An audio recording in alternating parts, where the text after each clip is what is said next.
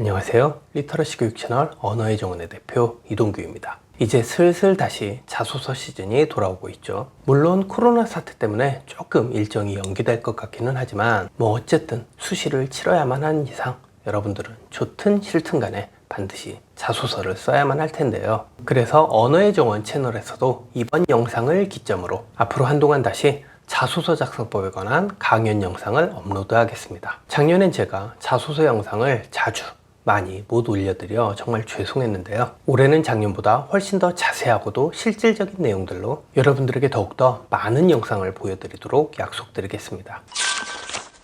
자, 일단 제가 여러분들에게 꼭 말씀드리고 싶은 사항이자 또 여러분들이 반드시 유념하고 배워가야 할 내용이 뭐냐면, 자소서에 불합격하는 학생들의 가장 큰 특징으로서 생기부를 맹신하는 행위입니다. 제가 자소서 작성 지도를 정말 많이 해봤잖아요. 그래서 자소서에 합격하는 케이스는 물론 불합격하는 유형들까지 정말 천태만상을 다 경험해봤는데요. 저한테 자소서 의뢰를 해준 학생의 자소서를 제가 처음 딱 읽었을 때 얘는 이대로 이겨내면 그냥 무조건 떨어지겠네 하는 느낌이 팍 오는 대표적인 유형이 두 가지가 있어요. 일단 첫째는 생기부에 이미 적혀 있다는 이유로 정작 자소서 안에다가는 자신의 활동사항에 대해 엄청 단순하고도 간결하게만 쓰는 케이스입니다. 그리고 두 번째는 생기부에 있는 걸 전부 다 언급하고 싶어서 좁아 터진 자소서 안에다가 이 활동 저 활동 있는 거 없는 거 다 쳐집어 넣는 케이스예요. 자, 이 두 가지 유형 중에서 오늘 강의 영상에서는 먼저 첫 번째 유형에 대하여 자세히 분석해보는 시간을 가져보도록 하겠습니다. 자료를 가지고 함께 읽어보면서 제가 방법론을 가르쳐 드릴 텐데요. 제가 실제로 작성을 지도했던 학생의 합격 자소서 사례입니다. 제게 가장 인상 깊었던 교내 활동은 인공지능으로 인하여 인간의 삶이 어떻게 변할 것인지 연구하고 미래에는 어떠한 복지체제가 이루어져야 바람직할지에 관해 발표했던 보고서 활동이었습니다. 저는 우선 인공지능을 다루는 책과 자료들을 최대한 많이 찾아보았습니다. 그리고 우리나라를 비롯하여 전 세계적으로 많은 나라들이 어떻게 복지 시스템을 운영해 왔는지 다양한 사례와 역사에 대해서도 공부했습니다. 그래서 AI가 인간의 일자리를 위협하고 많은 사람들이 직업을 잃게 되는 미래 시대에는 새로운 복지제도로서 기본소득제도가 마련되어야 한다는 아이디어를 떠올리게 됐습니다. 그래서 한국형 기본소득의 모델을 큰 주제로 잡아 보고서를 작성하였습니다. 자, 어떻습니까? 한번 읽어보신 소감이 얜 붙을까요? 떨어질까요? 100% 떨어지겠죠? 이렇게 쓴 자소서를 누가 붙여줍니까? 머리에 총을 맞지 않은 이상. 그런데 죄송하지만 놀랍게도 이렇게 쓰는 학생들이 정말 많아요. 그리고 이 영상을 보시고 계시는 여러분들 역시 막상 난 이렇게 안 쓰겠지 하고 막연히 생각하시겠지만 정작 자소서 시즌 한 번만 딱 돼보세요. 방금 읽어드린 이 샘플처럼 글을 쓰고 계시는 여러분들을 스스로 불현듯 발견하고 소스라치게 자신이 싫어지는 날이 분명히 올 겁니다. 일단 이 자소서는 너무나 다양하고도 심각한 문제들이 많은데요. 우선은 오늘 제 강의 내용과 관련한 차원의 문제점들만 진단해보자면 디테일의 부족이 이 자소서의 치명적인 약점입니다.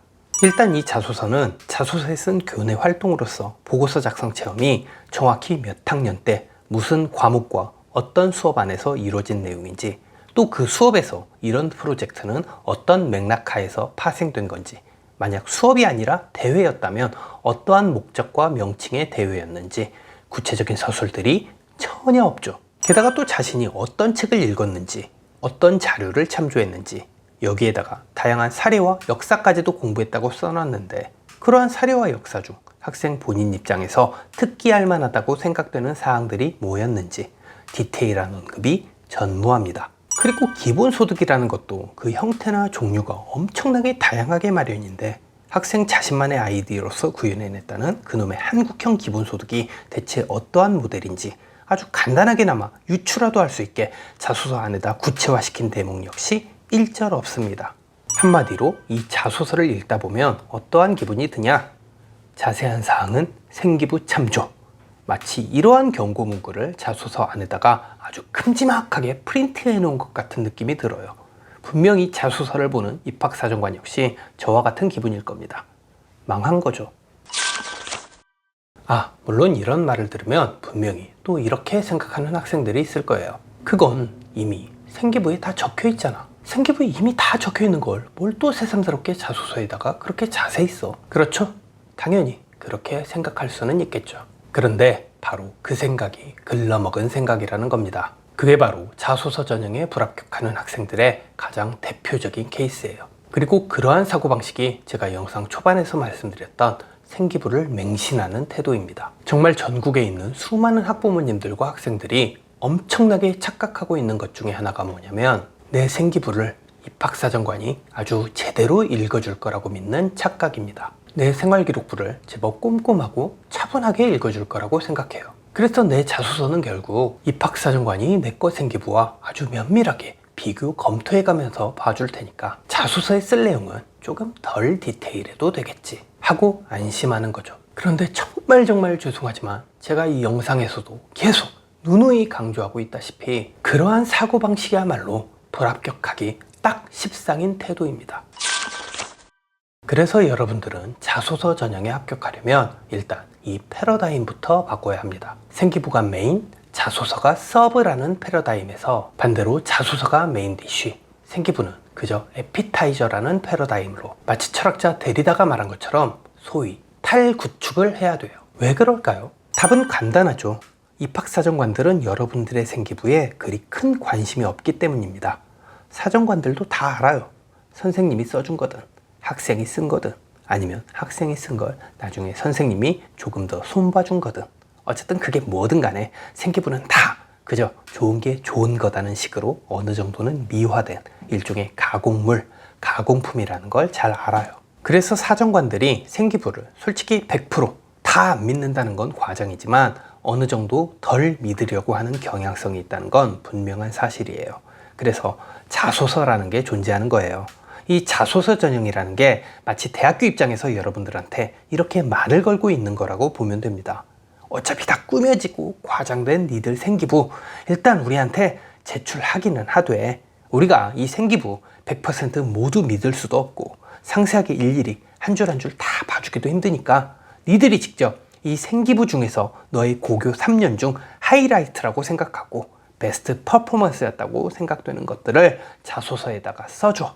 우리가 그거를 보고 니들의 역량을 판단할게. 이게 바로 자소서의 존재 이유입니다. 슬프지만 이게 현실이에요. 그러니까 정리하자면 결국 여러분들은 자소서가 생기부의 보완제, 보조제가 아니라 생기부가 오히려 자소서의 보완제, 보조제여야 한다는 개념으로 확실하게 마인드셋을 해놓아야 한다는 겁니다. 그래야 비로소 여러분들은 입학사정관들의 수고로움을 덜어줄 수 있는 자소서를 쓸 수가 있는 거고 그 수고로움을 덜어주는 만큼 입학사정관들의 마음에도 쏙 드는 자소서를 만들어낼 수 있는 겁니다. 이게 바로 올해 제 채널의 자소서 관련 강의의 첫 번째로서 오늘 이 영상을 설정한 이유입니다. 그렇다면 이 자소서를 어떻게 고쳐보면 좋을까요? 어떻게 고쳐야 합격을 보장하는 자소서로 탈구축될까요? 그래서 한번 고쳐봤습니다. 그리고 실제로 이 자료가 학생이 대학에 제출한 최종적인 자소서 버전이었습니다. 가장 기억에 남는 교내 활동은 1학년 때 창의 글짓기 대회에서 AI 시대를 대비하는 한국형 기본소득 제도라는 보고서를 발표한 일입니다. 보고서를 쓰게 된 계기는 당시 읽었던 21세기 기본소득이라는 책 때문이었습니다. 지금껏 선진국들이 시행한 모든 복지제도는 사회 구성원 대부분이 일자리를 가질 만큼 일자리가 풍부하다는 전제 하에 유지가 가능했던 반면 미래의 인공지능 사회가 되면 구성원들의 수만큼 일자리가 풍부할 수도 없고 또 심지어는 일자리를 잃게 되는 사람들이 급속도로 늘어나서 기존의 복지제도와는 다른 패러다임의 시스템이 필요하다는 저자의 주장이 무척이나 충격적이었습니다. 그리고 이 이외의 다양한 책, 다큐, 석학들의 강의 영상과 보고서 등을 찾아볼수록 새로운 차원의 복지로서 기본소득이 필요하다는 견해에 점차 깊이 공감하게 됐습니다. 그래서 이들의 이론을 응용하여 한국의 경제 상황과 문화에 맞는 기본소득 제도를 제가 한번 구상해보고 싶다는 아이디어가 떠올랐고 이를 주제로 삼아 보고서를 작성하기 시작했습니다. 자, 여러분들이 보시기에는 이 합격된 자소서가 앞서 봤던 불합격 자소서와 어떤 점이 다릅니까? 아주 단순하게만 표현하자면 새로 쓴 이 합격 자소서는 소위 구체성을 확보했죠. 쉽게 말해서 훨씬 디테일해졌어요. 일단은 이 활동이 정확히 언제 어떤 맥락 하에서 이루어진 일인지를 적시해줬죠. 게다가 그 활동의 이름, 명칭도 제대로 언급해주고 있습니다. 그리고 이 활동이 어떠한 동기에서 출발한 건지 그 연유도 분명하게 밝혀줬죠. 내가 왜 이런 활동을 할 수밖에 없었는지 설명함으로써 입학 사정관에게 내 활동에 대한 설득력을 부과하려는 서술 전략입니다. 그 다음 문장 역시 설득력을 한 번 더 강화시키는 차원이면서 동시에 자신이 했던 활동의 구체적인 과정까지도 보여주는 역할을 하고 있습니다. 그리고 마지막으로 내가 단순히 자료 수집만 하고 그 자료들을 컨트롤 CV만 하면서 보고서를 쓴 게 아니다. 내 나름대로 창발성을 발휘한 부분이 분명히 있다는 걸 어필하는 문장까지 써넣었죠. 그래서 비록 500자 내외의 짧은 분량이지만 활동의 이름, 목적, 배경, 이유, 과정, 차별점 등등 만약 생기부의 내용이었다면 A4 반페이지 이상은 될 법한 내용을 하이라이트 형식으로 더할 나위 없이 컴팩트하게 정리해서 서술했죠. 이게 바로 생기부를 100% 활용하는 슬기로운 자소서 작성법입니다. 가장 모범적인 형태죠.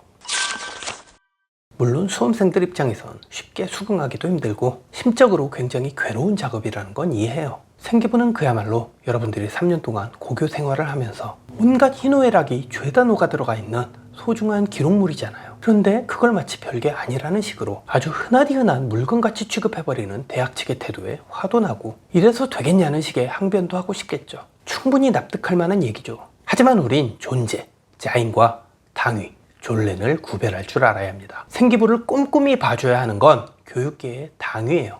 존렌이죠. 하지만 그럴 필요가 없다고 생각하면서 실제로 생기부를 훑듯이 처리해버리는 게 교육계의 현실이죠.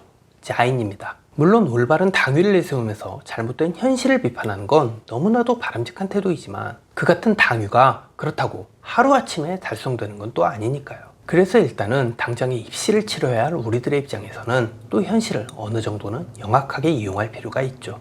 오늘 제 강의 영상에서 말한 마인드셋 개념도 그런 맥락에서 이해해 주셨으면 합니다. 대학을 포기해야 한다면야 모르겠지만 지금의 현재 국내 대입 시스템 하에서 무조건 대학을 가야만 하는 입장이라면 일단은 합격하고 봐야 하지 않을까요?